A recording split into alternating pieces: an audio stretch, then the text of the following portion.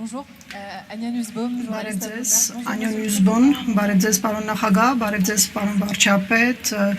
երկկողմ հարաբերություններից առաջ ցանկանում եմ իմանալ այսօր Հորմուզի ծոցում ինչ է տեղի ունեցել ԱԹՍ-ների հարվածների հետ կապված, դուք խոսել եք նաև Իրանի նախագահի հետ, ինչպիսի ուղերձ ունեք Թեհրանի համար եւ ֆրանսիացիների համար, արդյոք տնտեսական ճգնաժամ կարող է տեղի ունենալ, կուզենայի նաև ավելացնել մի քանի րոպե առաջ Տիկին Վան դեր Լայենն ասում էր, որ Թրամփի մաքսային այդ սպառնալիքների դեմ պետք է հավաքվել սեղանի շուրջ, կարծում եք, որ պետք է հատուկ ինչ-որ հարկադիր գործիք կիրառել դիմակայելու համար Թրամփի սպառնալիքներին, շնորհակալություն։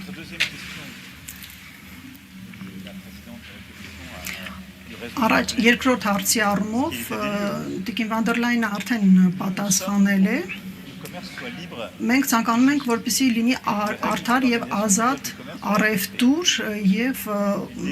ըստ կանոնակարգերի եւ համաձայնագրերի պետք է ուրեմն հարգել ստորագրված համաձայնագրերը, եթե դրանք կասկածատակ են առնվում կամ եթե որևէ երկիր պետք է սպառնալիքներ ունենա, այդ դեպքում պետք է Եվրոմիությունը միջամտի։ Այո, ամեն ինչ սեղանին է դրված եւ ես կարծում եմ, որ այս աշխարհաքաղաքական ժամանակահատվածում դաշնակիցները, ինչպես ԱՄՆ եւ Եվրոմիությունը, այլ անելիքներ ունեն, կամ փորձեն ապակայունացնել իրավիճակը։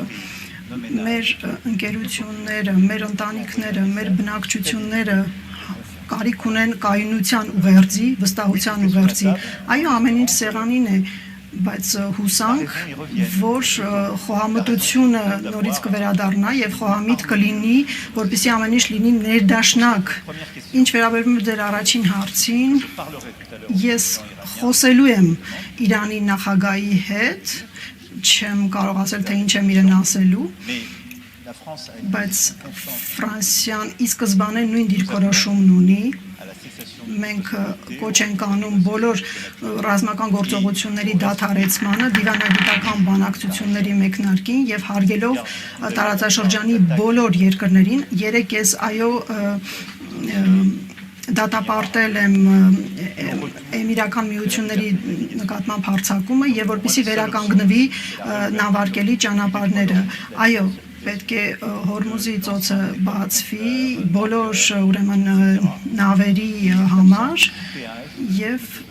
առանց որևէ վճարումների եւ հարկադիր միջոցների եւ ցանկացած էսկալացիա ընդհանրապես բոլոր երկրների եւ նավերի դեմ